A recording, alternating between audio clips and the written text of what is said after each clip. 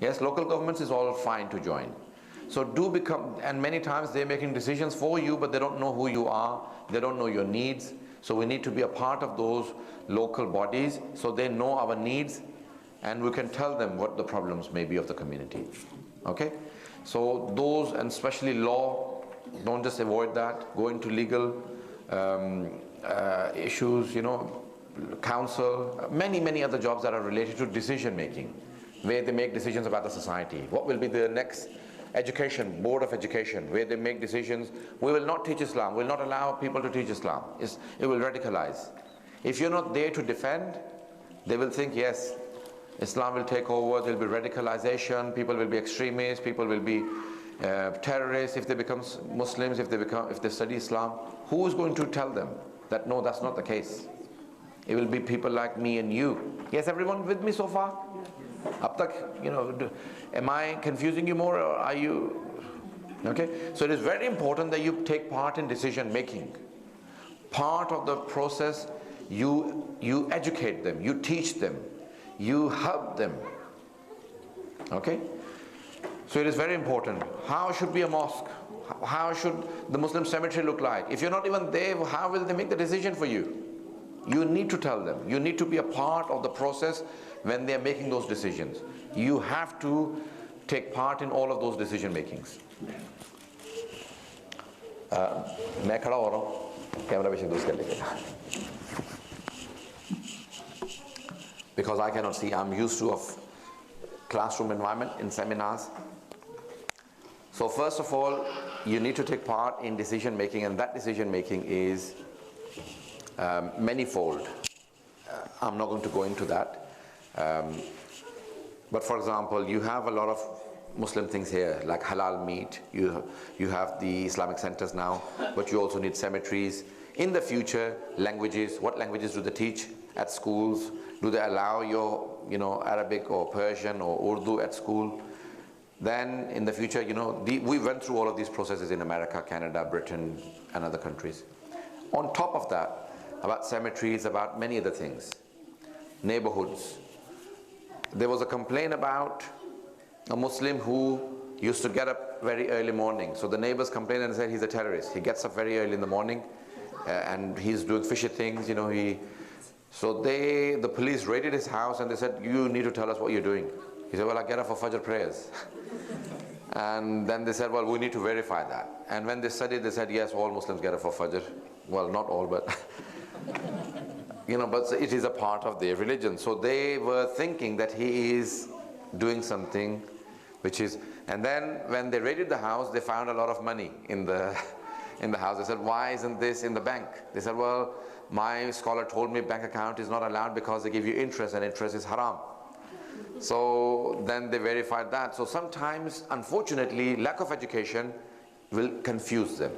You need to be part of all of those decisions. If you are not a part of those decisions, they will make decisions about you and then later on you will only and only complain. Unfortunately, we have been out of the loop when decisions are being made in America, in Canada, in Britain, France, EU, and many people say that, well, you're now becoming a part of the system and that, therefore you are evil. No, we need to educate them and we need to be a part of it. I hope everyone understands that. It cleared? Secondly, when you identify yourself as a person that belongs to New Zealand, then you say that I belong here, I need to be, it's my country now, I live here, I'll not break the law, I'm not against the law. What are you trying to do? We come, we do this. You also identify yourself as a person that belongs to this country, and that will help the generations. That you are loyal, you're not a traitor to the country, you're not a person anti-government, okay? Whenever you're against a policy, everyone paying attention. I used to do a lot of protests and everything, you know, when Tony Blair was going to attack Afghanistan and then Iraq. So the police and the intelligence were saying, hang on, what's going on? I said, I'm a person who criticizes foreign policy, but I'm not against the country. I'm not a terrorist. I will not blow myself up. I will not go and kill anyone. Okay? There's a difference between being critical and being a terrorist. They don't understand that. You need to tell them that. They will not understand. Okay? In the United States, they said, what did you think when George W. Bush attacked Iraq? I said, I didn't like it. But I'm not a terrorist. I'm not going to go and kill anyone. I'm not going to blow myself up. They don't understand that. So I said, okay.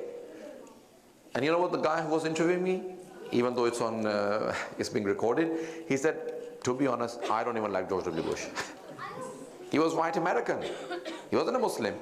He said, even I don't like him. I said, you think because I'm critical of an American president, so I'm a terrorist? I live in Britain, I criticize a lot of the foreign policies. I originally belong to Pakistan and I don't trust any of the Pakistani politicians. But that doesn't make me anti-Pakistan or anti-Britain or anti-America. I am against a particular policy. I'm against attacking, I'm against wars. You need to clarify those things. Everyone with me so far? You're all understanding these things? So do become part of the decisions, and many a times you think it will not make a difference. It will make a difference. Just one voice makes a huge difference. One voice makes huge difference. Sometimes when you speak out, you think I'll be all alone. And suddenly 10 people get up and say, well, he's right, he makes sense. I was stopped by an officer in one of the airports in England. And the guy who was interviewing me, I said, can you bring me a complaints form? He said, why? I said, because I want to make an official complaint against you. He said, I'm only doing my job. I said, how would you feel, I said to him, if you came back to your own country and you were stopped 3 times in 1 year because they thought that you are a terrorist? He just turned red. He said, I'm sorry, I didn't know you were stopped twice before. I said, no, I was stopped twice before this year and I need to make an official complaint. He went in, came back and said, I'm sorry, I'm really sorry. I could lose my job if you complain. I said, I don't care. It needs to be rectified. You cannot just keep stopping every person who looks colored, has a beard, and looks like a Muslim. They are not going to be using Muslims with beards now. They're going to use someone else. They're quite intelligent terrorists. If they can blow up other places, they're not going to use Muslims now. They're going to use someone else. You know what he did? He said, if I invited you for a lecture where the policies are made, would you come and give a lecture? I didn't think it would make a difference. It made a huge difference. When now I enter, I see white people being stopped at the airports. So please never ever underestimate yourself. Never think it will not make a difference. You complain, it makes a difference. Okay? Be strong, be firm in yourself, but tell them, make sure that you say, I'm not against the country. I love this country. I belong here. This is my country. But I'm against this policy. Okay? But you need to be legally strong, you need to be educated, you need to know how to do it. Okay? Now I don't want to go too much into this. So decision making is very important. So you belong to those countries. One of the problems that we have in identity crisis is people who are now saying, I'm a Muslim, but am I a Muslim? What does it mean when Islam is under attack? When people think that I'm doing something wrong when I identify myself as a Muslim. How do I dress? How do I, people become apologetic when they're under pressure. Everyone paying attention? A person says, are you a Muslim? You say, yes, I'm a Muslim. As if you've just done a crime or something, you've killed someone. Don't be apologetic, no. Yes, I'm a Muslim. Be confident in yourself. Identity crisis means that you are apologetic. Many Muslim countries, if you ask a Shia, are you Shia? He doesn't know what to say because he's not confident enough. Sometimes it can be problematic. That confusion, the question mark on your face or 100 question marks on your face, you think no one can read them? Everyone can read them. Yes? I was stopped in a place and a person said to me, I can say the name of the country, Dubai. He said, are you Shia or are you Sunni? I said, I'm a Shia. He said, were you Shia from before or have you become a Shia? I said, I was Shia from before. He said, is your wife Shia or Sunni? I said, Shia. Was she Shia from before? I said, what are you trying to get to? He said, are you here to convert people? I said, no, I'm not here to convert people, but I am a Shia. Be proud, be confident. When you become underconfident, people think there is something to hide. There is something to be ashamed. You may be ashamed, you may be hiding something because you're not learned enough in your religion. So be learned enough in your religion so your children, please teach them enough about religion so they're not underconfident and they're not apologetic and not under pressure to say, I'm a Shia. Okay? In taqiyya, yes, you can hide it if it is a danger to your life. Okay? If there is a danger to your life, like in Syria, like in Iraq or Afghanistan or some place, then it is fine. But generally, it is important that you identify yourself as, very proudly that you belong to this school of thought of Ahlul Bayt alayhimus salam. I remember the immigration officer in Gatwick, I think Gatwick Airport in Britain. Big officer standing at the back watching this guy. He stops me. I was going to ziyarat. He said, "Excuse me, why are you dressed like this?" I said, "What's your concern?" He said, "Well, I just want to know why you dress like this." I said, "I'm a clergy. I'm an alim. I'm a clergy." So he said, "Oh, which school of thought do you belong to?" I said, "I'm a Shia." He said, "Are you Shia?" I said, "Alhamdulillah." When he made a face, "Are you Shia?" I said, "Yes, Alhamdulillah." He said, "Why are you so proud?" I said, "Are you proud of being a Sunni?" He said, "Yes." He said, "Why shouldn't I be proud?" He said, "Okay, take your passport. Can you leave?" I said, "No, you apologize. Why did you stop me?" When you question the other person sometimes, it makes them think they may have done something wrong, and they will not repeat that same mistake with other people. So you tell them, "No, please, don't treat me as a criminal. I'm not a criminal. I'm not a terrorist." Repeat those words. Remember those in your mind. I'm not a criminal. I'm not a terrorist. I don't kill people. I will not blow myself up. So all of those things are very important. So your religion is not something that you should be ashamed of. I promise you, if you think that we should hide our faith, the next generation will be completely lost. They will not be Muslims. After 9/11, many people started saying, "We need to shave our beards, no hijabs, don't identify yourself as a Muslim." I said, the next generation will be completely kafir. Don't do that. It has happened many times.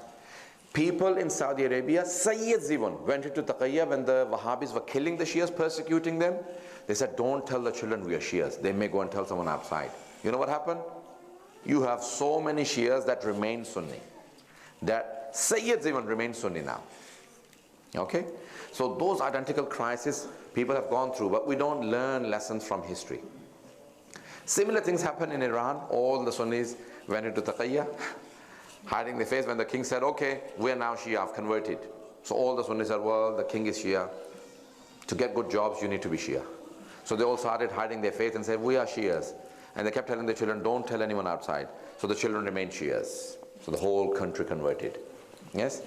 Both way things happen. Everyone, if any confusions, do ask questions. Okay? So it is important that you do not feel ashamed of your faith. You express your faith if you have no problems. Okay? So religion is one of the most important things that you identify yourself as. Who do you identify yourself as? I'm a Muslim. We are Muslims first. Okay? Always say, I'm a Muslim. If a Muslim says, "Are you Shia or Sunni?" then you say, "I'm a Shia." The next identity is Shia. Ahlul Bayt alayhimus salam say that if you follow us, then be proud of who you follow. There are people who have all sorts of personalities they follow, even snakes and all sorts of things. Elephants they worship and they're proud of them. Honestly, there are people who worship monkeys and snakes and cows and elephants, and they are still proud of those animals. I worship this monkey. They have the picture in the house. Oh, this is the elephant. I worship it. You have Muhammad and Ali Muhammad that you respect. You should be proud and say, "I believe in Ali to be my Imam." Be proud. I believe in Imam Hussain alayhi salam. Today the whole world wants to know about Imam Hussain alayhi salam. So be proud of being a Shia. Okay, everyone? My sisters especially, who have children, please tell your children to be proud and say, "Who do you know?" Barack Hussein Obama. I have a very close Shia friend, in fact a relative from my wife's side. He said to me, "I wrote a letter to Barack Hussein Obama." People were writing against him before he became the president. "We don't want a president whose middle name is same as Saddam Hussein." So he said, "Okay, I'm going to remove my name Hussein because Saddam was also Hussein." He said, "I wrote a letter to him. Saddam is not Hussein, he's Saddam. Let me tell you who Hussein really was." Then he gave him the full identity on Imam Hussain Islam, a study. Barack Hussein Obama said, "I'm going to take my oath with not just Barack Obama, but Barack Hussein Obama. And he told the Supreme Court judge, when he said, I, Barack Hussein Obama, in the oath, he said, no, I, Barack Hussein Obama. He said, I, Barack, and he said, no, I, Barack Hussein Obama, not Barack Obama. Can you imagine? Even on a person who knows nothing about Islam, when he finds out about Imam Hussein alayhi salam, he respects himself that I have a name same as Imam Hussein alayhi salam. Okay? Even a person who has no faith. Can you imagine? So please tell your children to be proud of who they are. How many people do I still have here? If you're all here, then say salawat.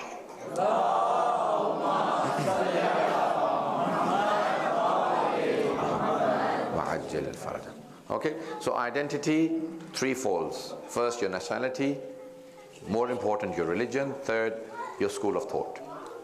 Many other things in your identity. Many people also say, am I religious or not? I'm not religious.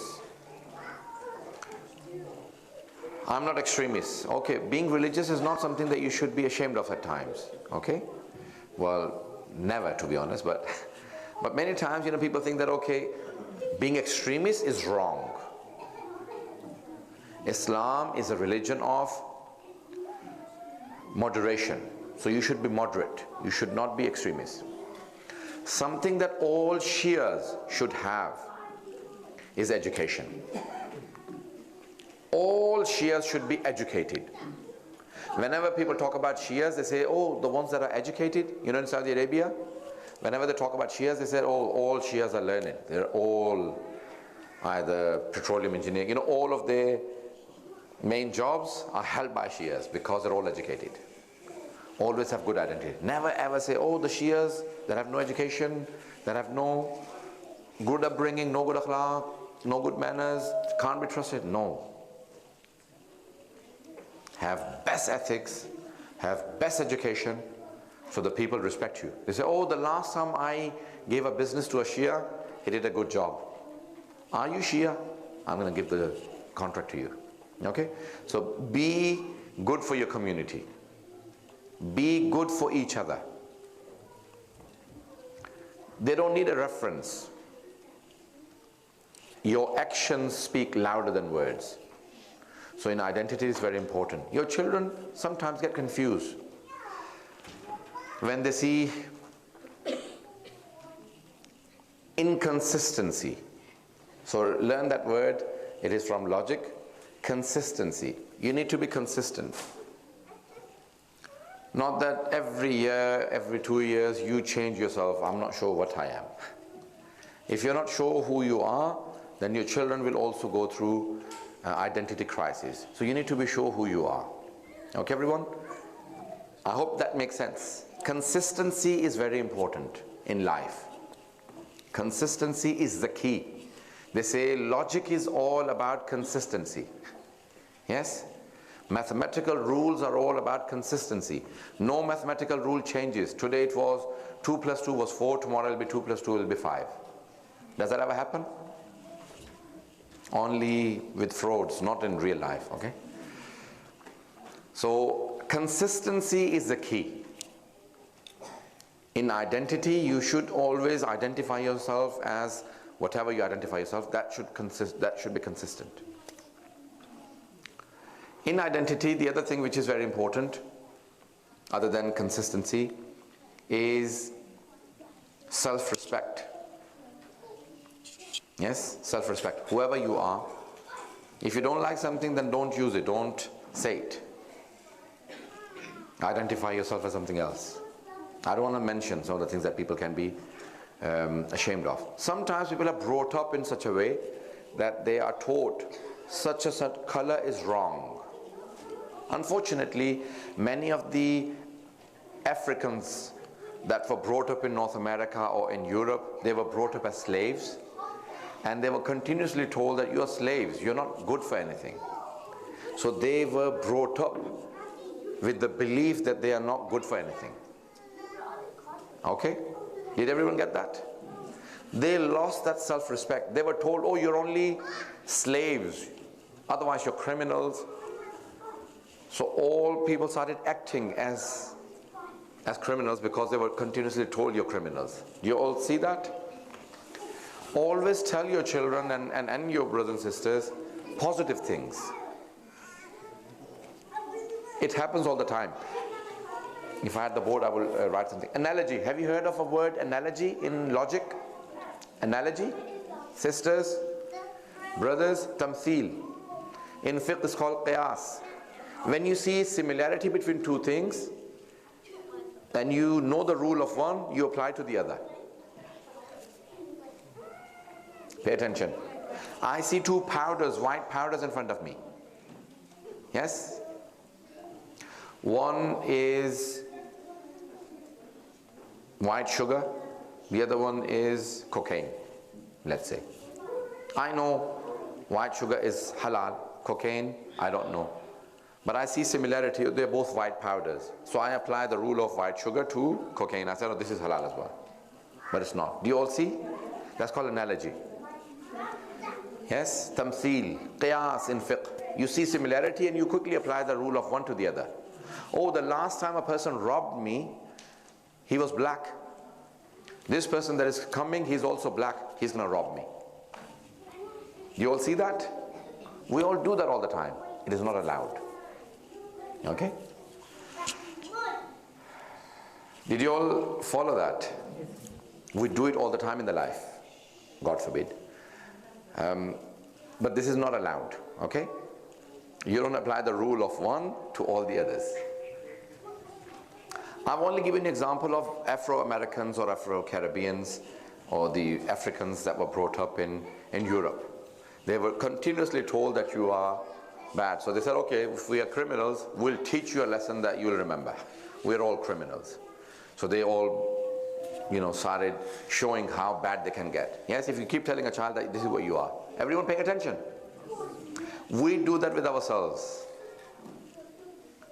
Pakistan is a lawless country. Pakistan is this, we all bash our countries.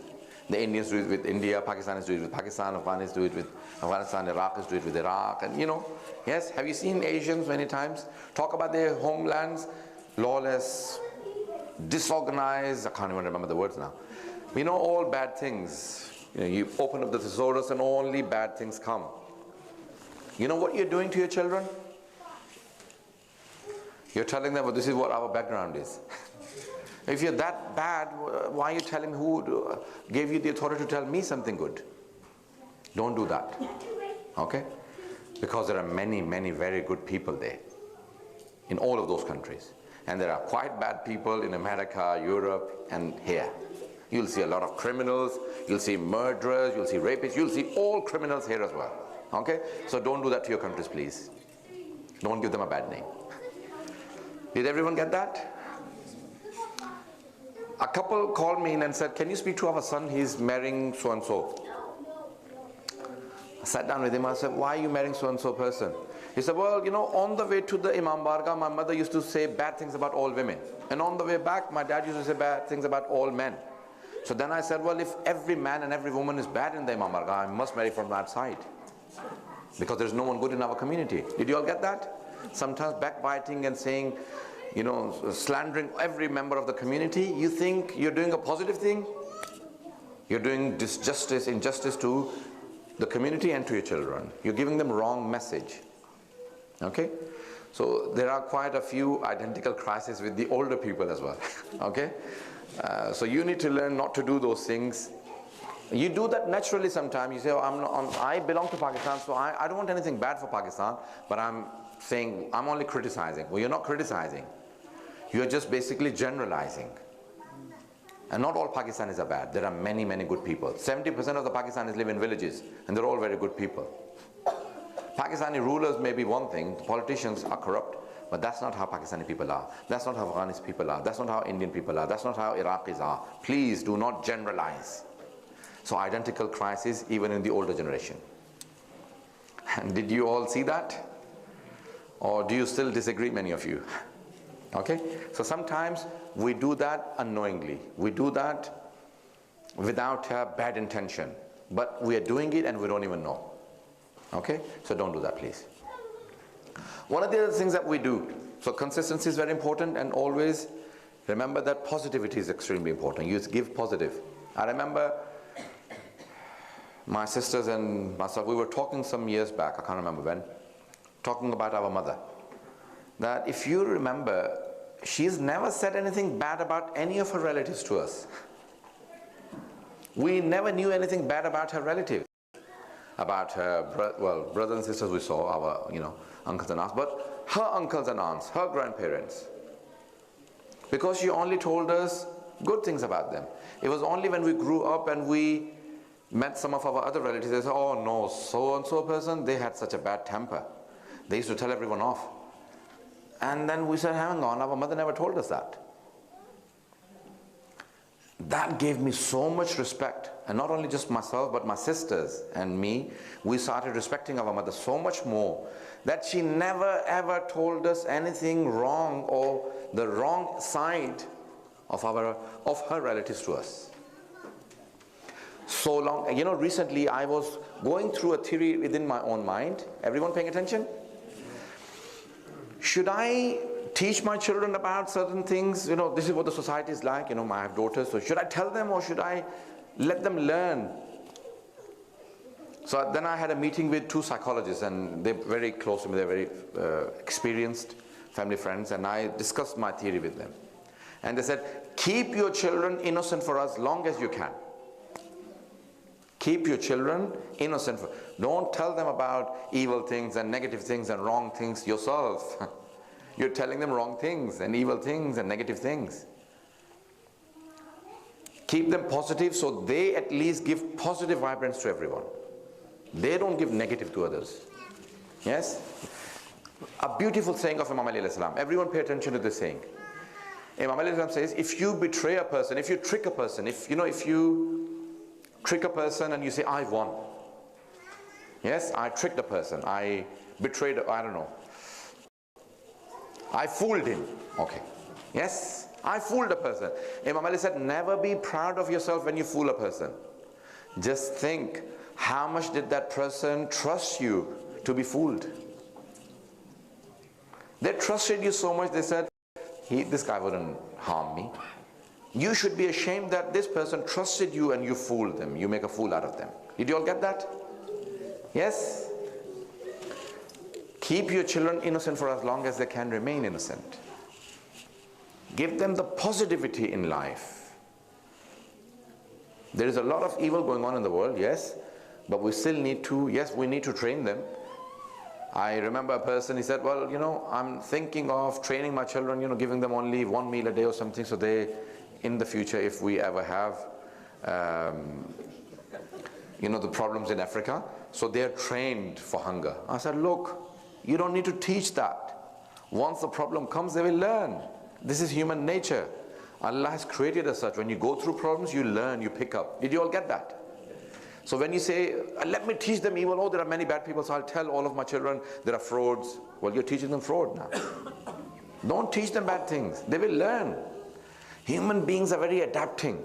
Yes, it's hurtful when the first time you face a problem, or the first time you see evil, or the first time you see someone wrong. It hurts more. But let them be innocent for as long as they can. We are very adaptive. We see problems, we learn. You say, yes, there is a problem. Did you all follow that? So in identity, keep them positive. You are good people. Even if your child is a naughty child, don't say to them that you're too naughty, you're going to become a terrorist, or you're going to become, you don't say, dashat kar do tum, or, like many people are very harsh when, when the child keeps messing about and gets, reports every day, or your child has now beaten up another child. Maulana, my son is beating everyone up at school. I'm not sure what he's going to become. Remember one thing. I said that yesterday. Yesterday. Ibn Sina was asked, what is one medicine that you give to every ill person? He said, love. He said, what if it doesn't work? He said, just increase the dose. Give them more love.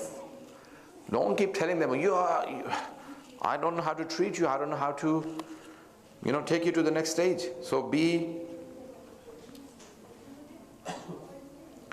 positive with your children. One of the things in your identity, Imam alayhi salam say that our Shias are very good communicators. They communicate quite well. One of the signs of Shias. Now, Shias were known for being good speakers and learned. And now, unfortunately, we have very few speakers and people who don't. So, teach your children from very early age to communicate, to be able to present at school, at college, at uni. They should be good presenters, okay? They can actually present things. Every father and mother must express how much they care and love their child. That I will not go too much into right now. But it is important that the children understand and know how much the parents care about them, how much they love them. So keep telling them that, look, when I'm telling you off, I care about you, I love you, that's why I'm telling you off. So the child shouldn't feel that we don't have that. And because they sometimes compare with New Zealand parents and say, well, so-and-so's parents, were playing football or something. They compare you all the time. And sometimes they compare you negatively, sometimes positively. So you don't let them become distant from you. There are 3 gaps between parents and children. Can anyone quickly count? Number 1 in this country for the Muslim parents. Generation gap, first of all. You can't fill that gap, okay? You belong to one time, the children belong to another time. We hadn't even seen a computer. I'm only 40. And computers came in, they were there, but they were not common. Yes, you remember from the 90s? Late 90s came the mobile phones. Then, I don't know, iPads and so many other things. My 2-year-old could use the iPad, but she wasn't even 2, to be honest. And the first day when I saw her use the iPad, I said, is she just, just flipping, or is she really using it? So I just sat down at the back, watching her. Is she really using it? And then I realized she was actually really using it. And she knew what to do. She knew which page to go, where her, like she clicked, and everything was working properly. She knew what she was doing. She has all of my genes, all of the intelligence, and 1 generation ahead. So it is so much difficult to fast forward quickly and get to their level, They have 1 generation ahead, and the children say, well, hang on, why are the parents not understanding? Let me tell you 2 stories very quickly. Do I have everyone? How many have I lost? Can you just show off hands? How many have I lost? Okay. Okay. Now it is good to ask. If I lose people, then it is good that they tell me. There was this man who was bringing up his children, and you know what he was saying? He said, my son, when my father was bringing me up, I used to always say, you don't know what it is like to be 12-year-old. And the father used to say, I was 12 once. He said, no, you don't know what it is like to be a teenager. You don't understand this, you don't understand. He said, you know what? I understood that my father knew quite well when I had my own children. You think your parents don't know anything because you don't have children yourself. Yes? Once you have children, then you realize situations are quite similar. 1 generation gap, so that's the first thing. 1 full generation. Yes? 20, 30 years gap, 40 years gap from you to your child. So number 1, first thing you cannot say. So I said 3 things, 3 gaps. First, generation gap. That you can never fill. Secondly, language. Sometimes you think, I can say this and it will not offend my child. And the child has a different language and it can be offending, and you think, oh, the father is telling me off, or the mother is doing this. So language can be 1. Third, culture. Third gap is culture. Yes? Culture can be a gap. And that can be quite conflicting, because parents were brought up in one culture and the children have been brought up in another culture, and that can be quite conflicting, quite difficult for people to understand. With all of those problems, you still need to make the best parents, and the children need to be brought up in the best way possible. Shaykh Murtaza Mutahari says, I wish I lived 2 lives. In the first, I learned, and the second one, I practiced properly. It doesn't happen. You only get 1 life. You only get 1 chance, you only have 1 life, and in that 1 chance, you need to make the best. You make mistakes, you learn, you practice, you go forward. Another couple once said to me, Maulana, I wish I had a manual. You know, just like a manual for a computer. How do you use it? There's a turn on key. This is what, you know, how you do everything. I wish I had a manual way. This is how you bring up children. But there's nothing like that. Every child is different. Every child's needs are different. Every child's intelligence is different. One child, you tell off. Put your book down and come in and study. The other child, you can't tell off. They're very sensitive. Every child is different. Yes? One needs telling off to do something, and the other one needs to be, you just have to say it nicely. Every child is different. It's a new challenge. Yes? Final thing I want to say, and then I'll allow some questions to come through, and then otherwise I'll enter the last part. What happens is that Imam Ali says, treat your children in different levels, at different age groups differently. Yes? Up to 7, they are your masters. From 7 to 14, they are your servants. 14 to 21, they are your friends. What happens is, if I take up one role, then I just take up that one role.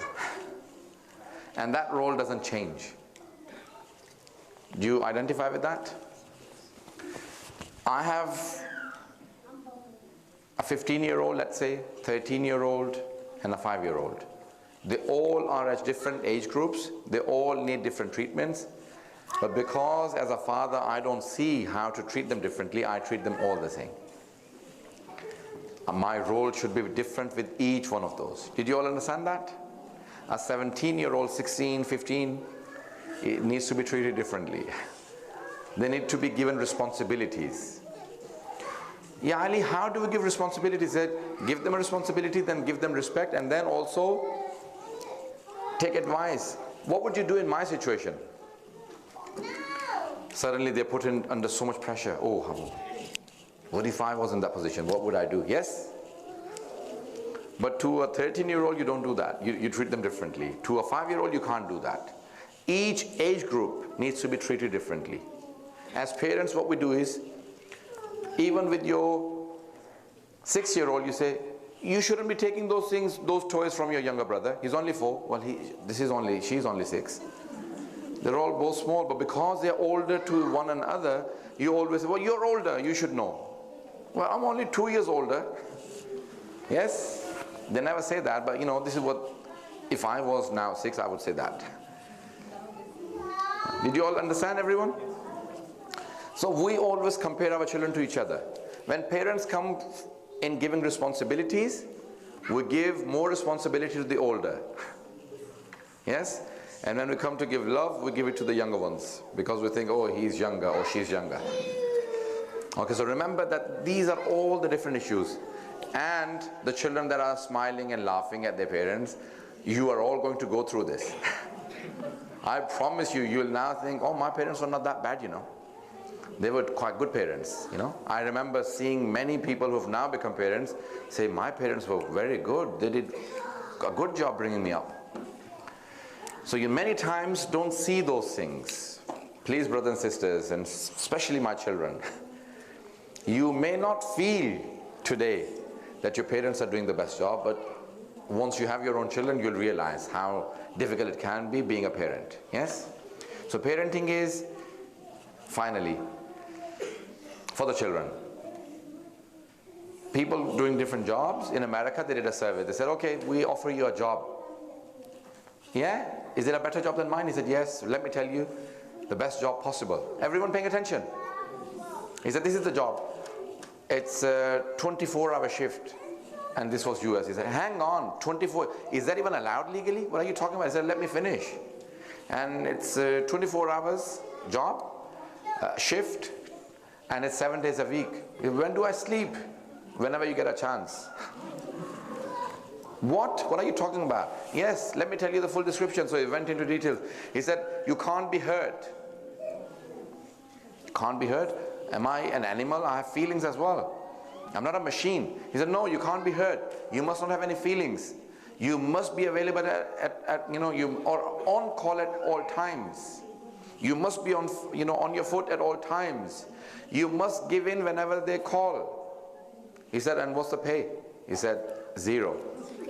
He said, are you insane? Are you an idiot? What are you talking about? How dare you call me and offer me such a lousy job? He said, hang on. Do you know there are people doing this?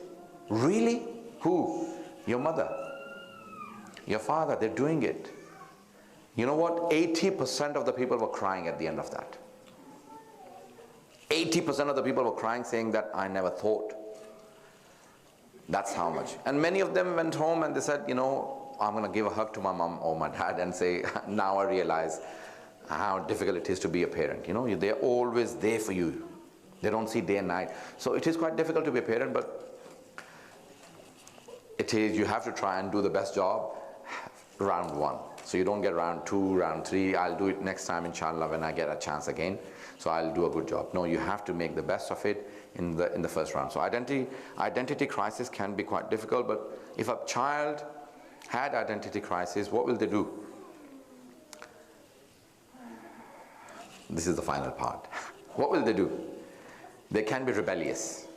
They want to show that I don't like what you're telling me, so they'll be rebellious at times. Number 2, they will say that, well, I need to be heard. Yes? So you need to listen to them. So there are a list of things that they would do, that you need to respond and react to each one of those things differently. Many times you think that controlling may be the solution. It may not work all the time. Many times you think, if I change my rules and regulations at home, it will work. So you need to see what will work in the situation. As the time is short, I couldn't go into that. In the last 5 minutes, if there are any questions, I'll quickly answer. Otherwise, I'll just complete what reactions. I'm not sure if I should go into reactions, all the reactions. Should I? Really? You really want to hear the mothers and fathers? Okay. So first thing can be, rebellious behavior. You tell them to do something, they say, I'm not going to do this. The more you impose, al-insanu harisun ala ma muni'a. Everyone listening then? Imam Ali says, al-insanu harisun ala ma muni'a. The more you tell someone to do something, the more they will resist. And the people said, Mawla, why? He said, because of the Adam. Allah said, don't go near this plant. He kept going there. Why shouldn't I go? If I tell you, don't think about this seminar tonight, you won't be able to sleep. Why did he say that? Why should I not think about it? Yes? You'll keep thinking about the seminar. You'll keep thinking, why did he say that? You know, the more you'll try and take it out of your mind, the more it'll keep coming back. That's how we are. That's how human nature is. Yes? Everyone?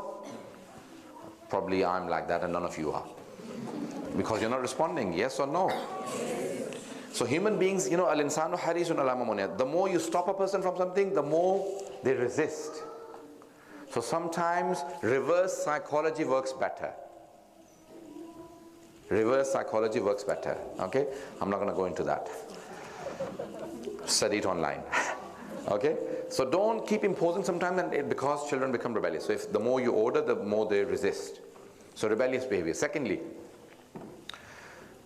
generally people see rebellious behavior, if the parents are religious, they'll say, okay, if I want to show them, they will probably do something else.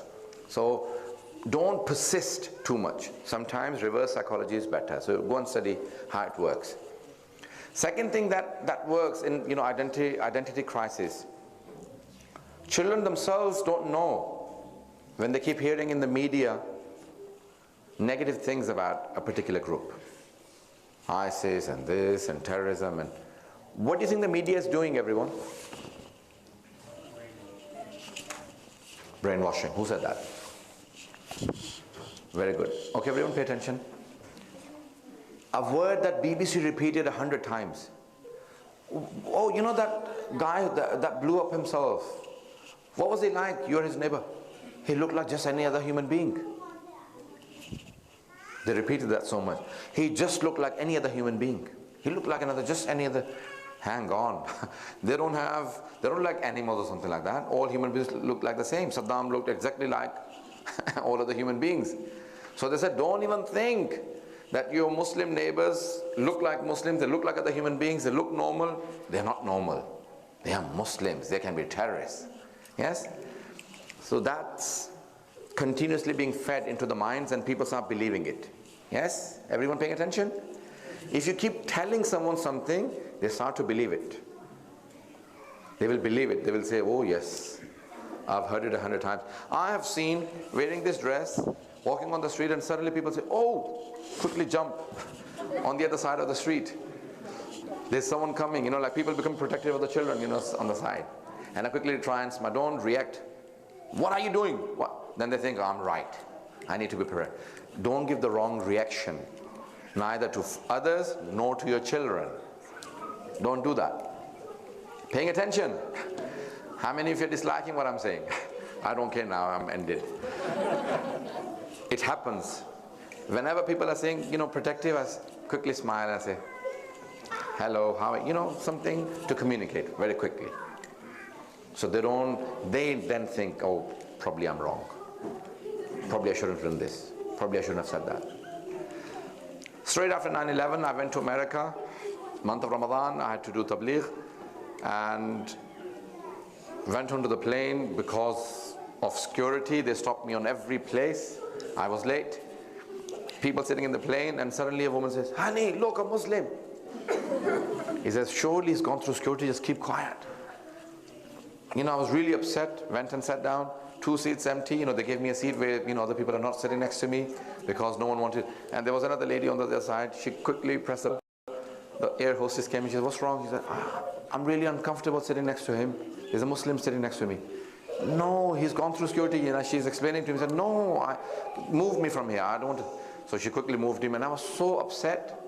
Then I said, okay, I've got all the chairs to myself. Positive. Be positive. Don't become negative. You don't say, there's something wrong. No.